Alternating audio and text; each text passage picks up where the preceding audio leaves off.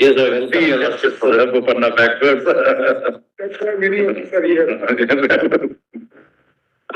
The seven of us have arrived at a unanimous verdict. I shall first read the conclusions, followed by the relevant paragraphs from our reasoning in the judgment. We hold,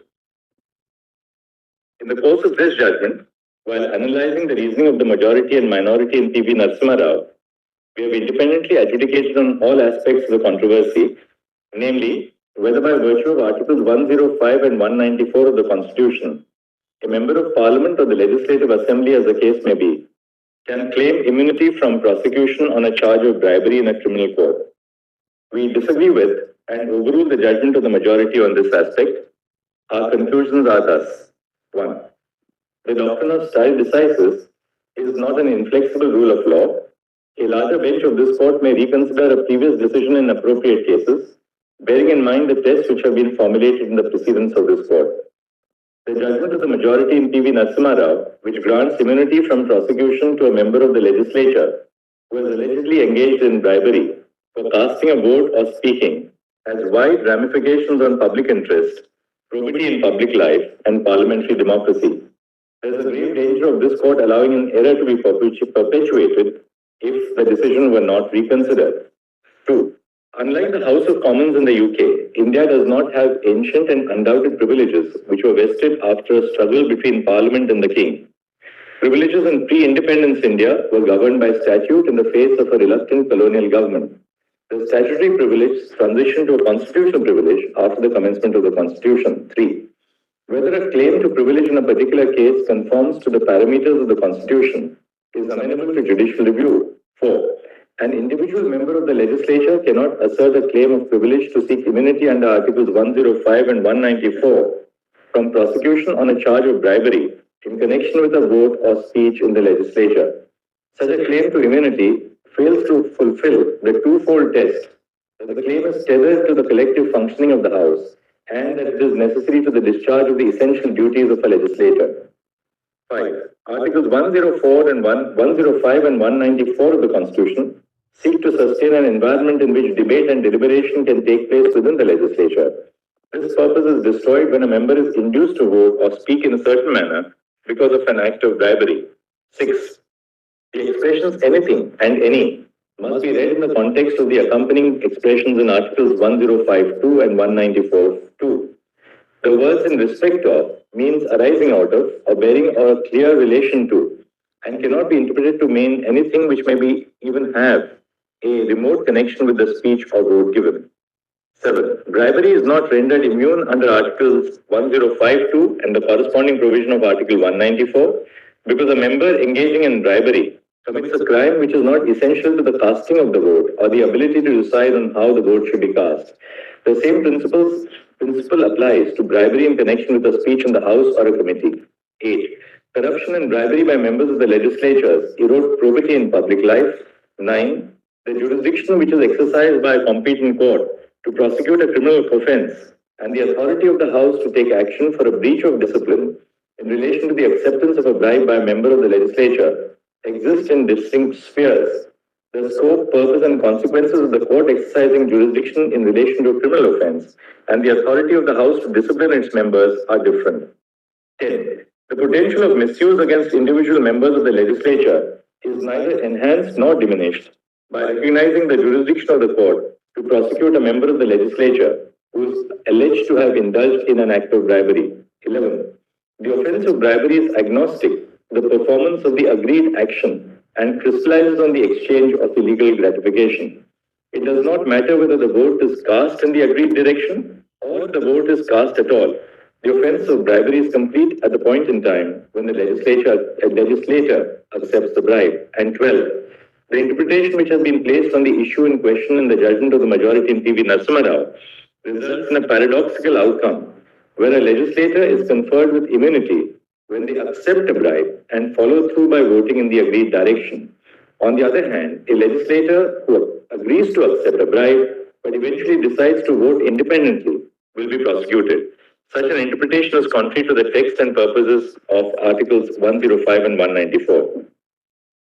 We provide an overview now of the history of parliamentary privilege in India, followed by the purport of the privilege in India, I will read a few extracts from the judgment and the test to be applied.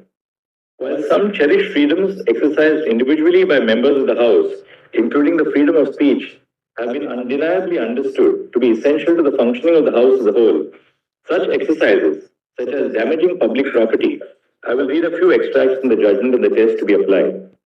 While some cherished freedoms exercised individually by members of the House, including the freedom of speech, have been undeniably understood to be essential to the functioning of the House as a whole, such exercises, such as damaging public property or committing violence, are not and cannot be deemed to have immunity.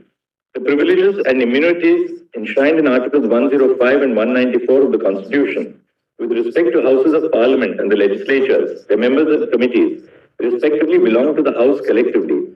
The exercise of the privileges individually by members must be tested on the anvil of whether it is tethered to the healthy and essential functioning of the House.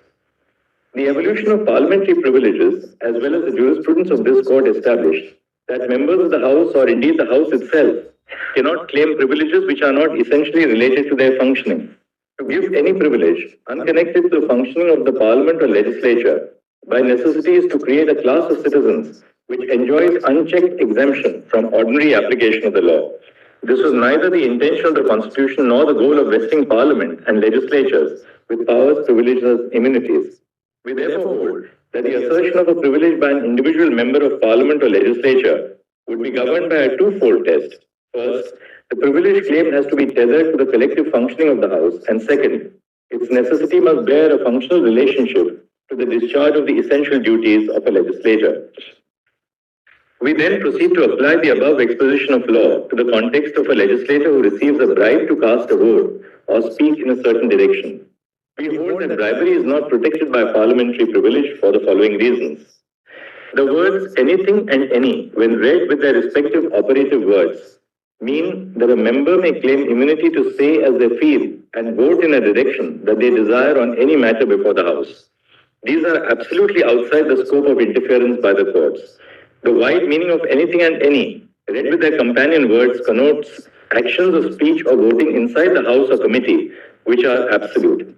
The phrase in respect of applies to the collective phrase anything said or any vote given.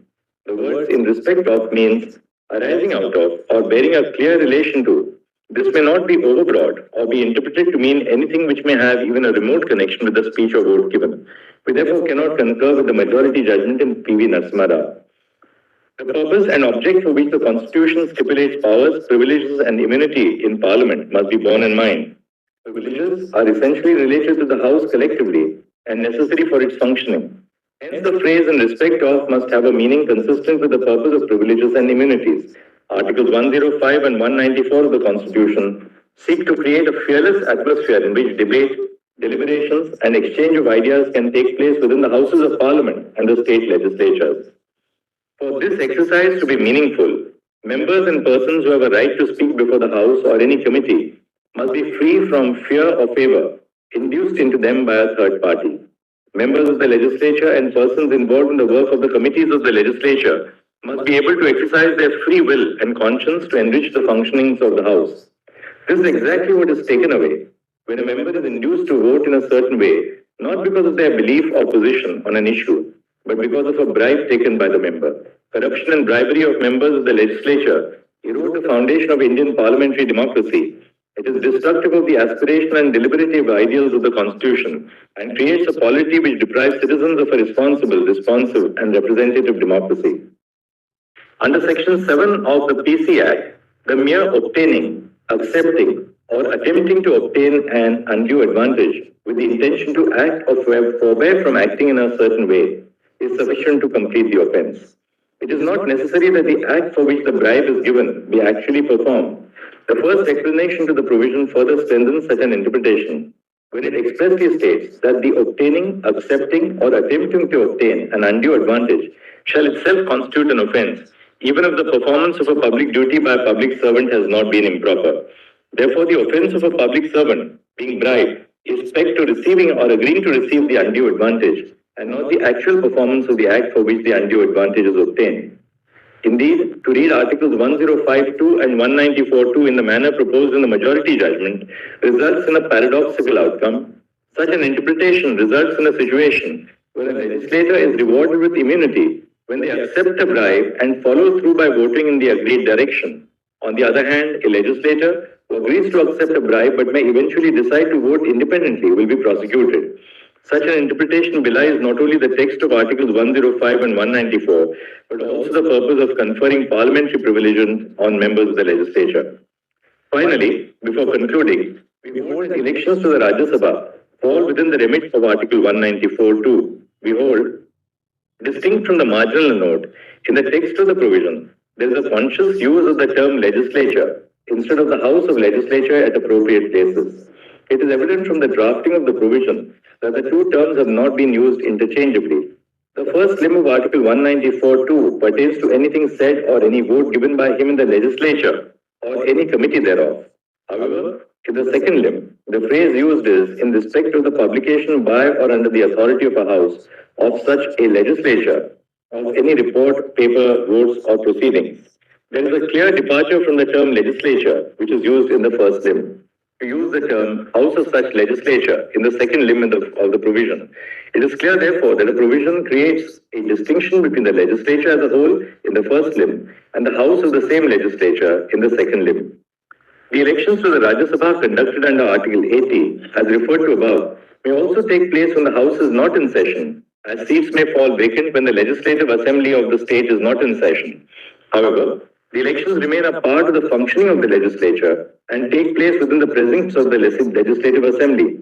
Similarly, the elections for the President of India under Article 54 and for the Vice President under Article 66 may also take place in Parliament of the state legislative assemblies when they are not in session. However, they are an integral part of the powers and responsibilities of elected members of the Parliament and the state legislative assemblies.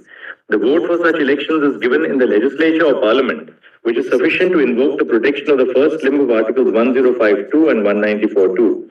Such processes are significant to the functioning of the legislature and in the broader structure of parliamentary democracy.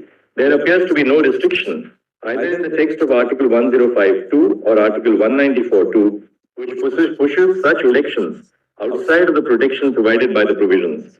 Further, the purpose of parliamentary privilege to provide legislators with a platform to speak and vote without fear is equally applicable to elections to the Rajya Sabha and elections for the President and the Vice President as well. So we have overruled the judgment in PV Narasihma Rao.